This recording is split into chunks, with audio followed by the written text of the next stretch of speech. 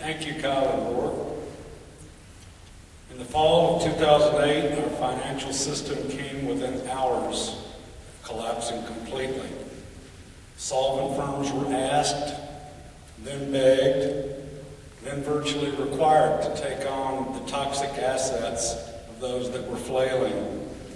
Still short of resources, the government stepped in, bailing out the zombies and telling us all how smart they were in avoiding another Great Depression. Howls of outrage were heard far and wide, most blaming free markets or greedy capitalists for the meltdown. Few understood the real reasons behind the debacle. Thomas Woods is one of those people. A New York Times best-selling author, graduate of Harvard and Columbia Universities, and senior fellow of the Ludwig von Mises Institute, Dr. Woods has appeared on numerous TV networks and hundreds of radio programs. Tonight, Dr. Woods will help us understand the real reasons behind the meltdown. You're going to leave this event smarter, wiser, and better able to join the fight in pushing back the relentless tide of government intervention. Please join me in welcoming Dr. Thomas Woods. Thank you very much. Thanks, Professor Knoll. Thank you, ladies and gentlemen. Thanks to Campaign for Liberty and Young Americans for Liberty for all your efforts, which I appreciate very much. You notice I have a foot injury. Now, I thought it might be kind of crude to come out here and say that the foot injury is from all the ass kicking I've been doing, so I thought I wouldn't actually say that. But it actually is a bit of a mystery what exactly is wrong with it. So anybody in here who is a podiatrist, without getting any authorization to do this, I hereby invite you to come to the VIP reception, help me figure out what the heck is going on here, but it's actually much more comfortable to walk around on this wooden slab. I don't know why that is, but hence I am doing it. And I got some looks from the TSA, but that would keep us here for a whole lot longer. Well, what I want to do tonight is a couple things to make sure I don't keep you crazily long, but is do a couple of things. I want to say something about sort of where we've been and what happened and what the causes were. But I'm going to focus primarily on one cause, not to say that's the only cause, but I did write this book, Meltdown, that tries to spell out all the contributing factors. But given that we're here together just for tonight, I'll focus on one that I think is super important but often neglected in particular. But then toward the end, I then want to move on to discuss another problem that we haven't yet faced, but that is staring us in the face and that we are about to confront over the next 10 or so years. 10 or so years is way, way beyond the time horizon of anyone who runs for office. Nobody who runs for office expects that he'll be in 10 years or he'll cross that bridge when he comes to it. But we have to think that far ahead. We have to plan ahead as citizens. So I want to talk about both things. What's happened to us and what's likely to happen unless there are genuine radical changes. Radical changes of the good sort. Now let me begin by saying that when I travel, my main problem, at least so far, I haven't had the TSA problem, thankfully. We'll see what happens to that in the future. Maybe I'll be another one of these cause celeb situations, but mainly it's that I'm always leaving my family. Every time I travel, I have to be careful that I ration my travel, that I pick my events carefully, or otherwise my kids would never see me. So I was very glad to be able to come here, but I've got 4 children, age 7 and under, the youngest being 9 months, and they are all girls. Yeah, a little murmur in the crowd. Isn't that funny? Yeah, that's funny. Every time I tell people that I got 4 girls under age 7, there is that little murmur. Like I feel like I'm the butt of some joke that I don't even know about yet. But we'll see what the future holds. I don't know what you could be talking about because they're wonderful sweethearts. I can't imagine you would think they were going to break my heart someday or cause problems. But my eldest daughter, Regina, apparently is extremely observant. Because I'm not making this, people tell stories about their kids, yeah, I heard all your little kid stories, enough's enough. But this one I just can't resist.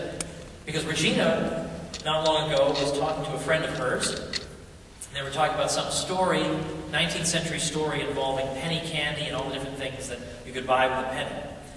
And her friend said to her, well, you know, Regina, what do you think about this story? I think it's kind of silly because we all know penny buys hardly anything. And Regina said, yeah, thanks to the Fed. All right. Just warms my heart. You know, there's a tear coming to my eye. You know, there's a lump in my throat as I relate that story to you. All right, well, obviously, I guess for those of you who are sort of in the know, it's unavoidable that I'm going to make mention of the Austrian School of Economics. I hope you're not bored of hearing of this. If you are, then it's just too freaking late. There's no way you're getting out. But this is very, very important. Like, people got to learn this stuff. And every time I speak to a new audience, you know, I realize there are people in the audience who have read an enormous amount in the Austrian School. Other people who don't even know what the heck I'm talking about. So I got to somehow, you know, reach everybody. So I want to introduce this. Because here we are living through a crisis that very, very few people predicted. In fact, to the contrary, most people agreed with the conventional wisdom, which was the economy is chugging along just fine. There don't seem to be fundamental problems, or at least nothing that, you know, our human ingenuity can't solve, and so on. And we should get in that stock market and buy like crazy, and the financials are all looking sound, and so on and so forth. So naturally, when that suddenly collapses, almost without warning, it's only natural that people want to know, well, wait, not only what happened, but how come all you people didn't tell us it was going to happen? How come you told us the opposite? And who were the people who did know that it was going to happen? And so in particular, it's the Austrian School of Economics that can boast economists that had been warning about this for some time, that warning that the housing market had been artificially inflated, a lot of this prosperity is not real, it's phantom prosperity. And some of these people were actually laughed at for saying these things. And now it turns out they've been vindicated. So people want to know, what is this Austrian School of Economics? Well, of course, it's not a building, it's not a place, it's a school of thought. It has nothing whatsoever to do with the country of Austria, it has nothing to do with the GDP of Austria. It's just the name given to the school because the early practitioners of the school happened to be from Austria. But today, most of the Austrian economists, so-called, are actually in the United States. So it has nothing whatsoever to do with Austria. The Austrian school is the oldest continuously existing school of economic thought in the world.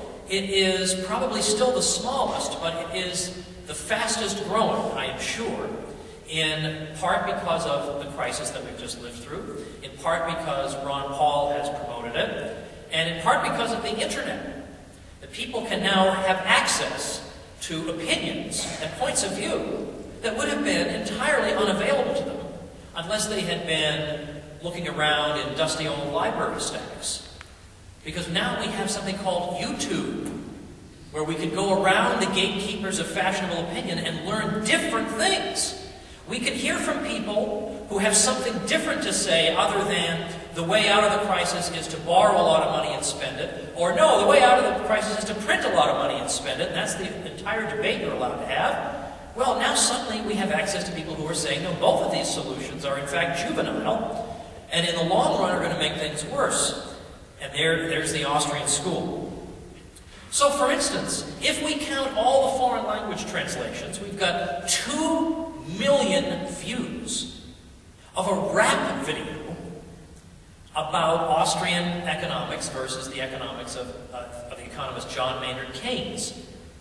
And it depicts the Austrian economist F.A. Hayek, who's a Nobel Prize winner, and he and Keynes are rapping with each other. You think, well, this sounds pretty lame to me. No, you've got to watch this thing. Just type in Hayek, there's H-A-Y-E-K, Hayek rap, and this thing will come up. It's called Fear the Boom and Bust, and it's unbelievable, because somehow you find yourself drawn to it. I have a friend who's in his 70s, who's an economics professor, and somebody asked him, do you think the popularity of this video will attract more interest for the Austrian School of Economics? And he said, well, yes, but oddly enough, the effect that it had on me, it gave me a lot more interest in rap music. So it's a wonderful cross-generational experience that we're all having thanks to this thing.